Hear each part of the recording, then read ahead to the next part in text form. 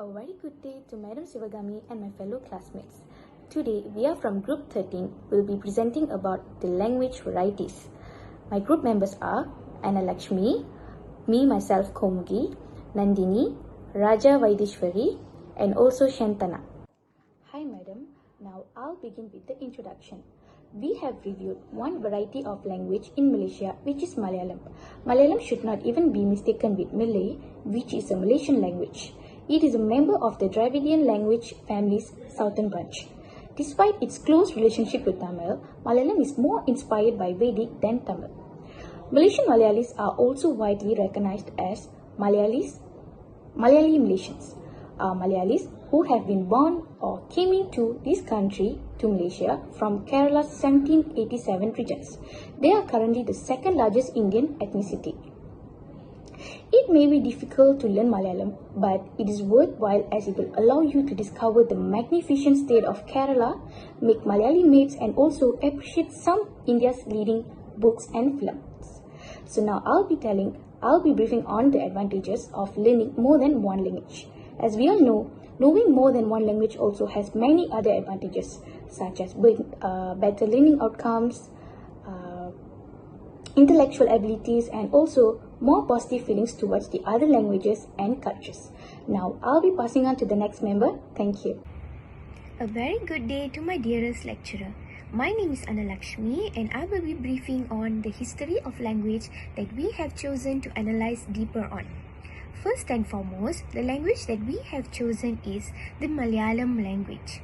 Malayalam language is also known as the Proto-Dravidian language. This language was invented by a famous poet named Elutachan, who is the father of modern Malayalam. This language was originated in states such as Kerala and Pondicherry in India.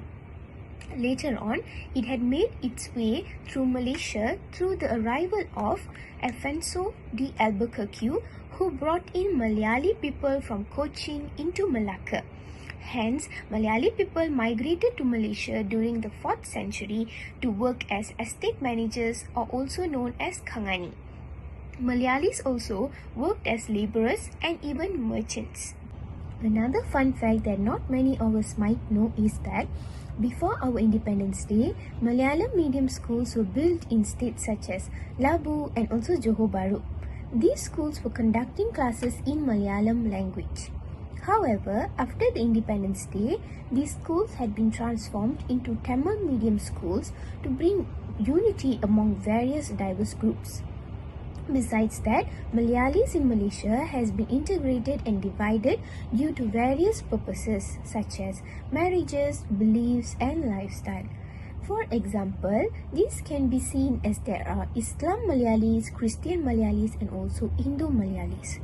Therefore, this ancient language has been integrated and spoken by at least 15% of Malaysian Malayalis. However, this language is potentially an endangered language as the latest generation isn't prioritizing their mother tongue. That's all from me. I'll be passing on to the next group member. Thank you. Good day, madam. I'm Nandini. Now I will be moving on to the description of the content of the article. The article we chose to analyze is entitled as the learning of endangered mother tongue languages of minority immigrant communities in multilingual contexts, the case of Malayalam in Malaysia. The article research surveys express that Malayalis from Malaysia are shifting away from their mother tongue, Malayalam, towards English and Malay.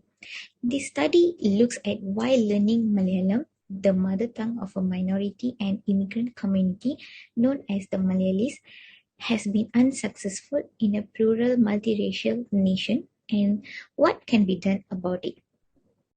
This paper also examines the Malayali community in Malaysia, like where they have originated from.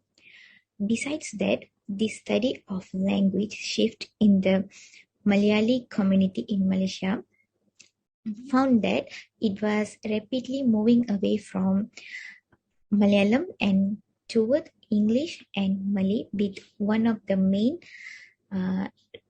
reasons being the members' inability to communicate in their mother tongue.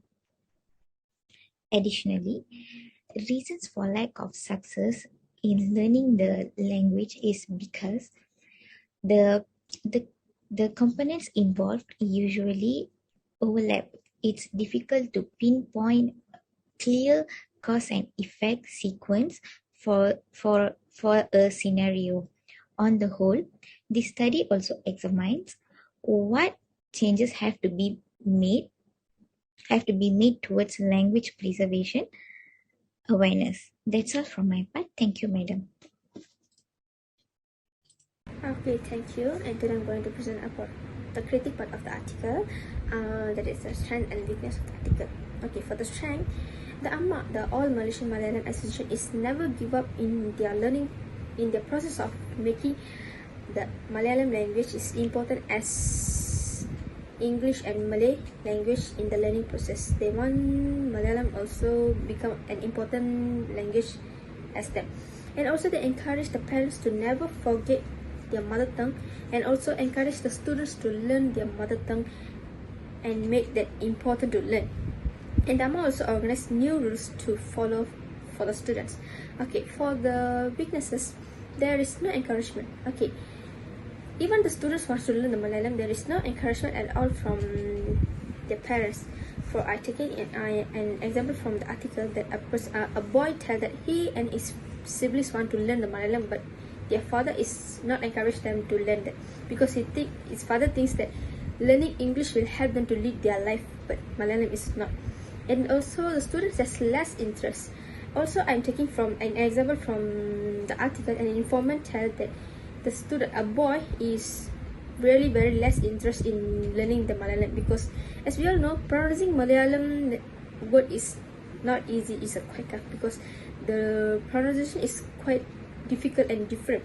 So when he make a mistake while learning, the other classmates is laughing at him, so I think that it is a shame for him, as he don't know that we all here for learning, so making a mistake is not a crime.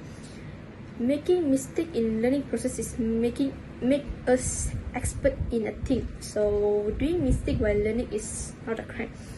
And also they all has not intention to grow or bring the mother tongue language to the next generation. As a teacher, parents or students, they all must have an intention to bring or grow their mother tongue to the next generation. As we all know nowadays, most of the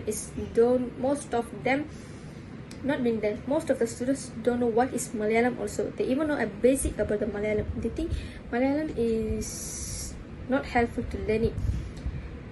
And also they are not responsible, because if they're responsible, they make something to make the mother tongue Malayalam language is important. They all are not responsible, even the teachers, learners or teachers in society, they all not responsible. They're irresponsible in learning their mother tongue, because learning mother tongue is an important thing, and also it will helpful in future, maybe when the society can change and they can help them to growing their mother tongue.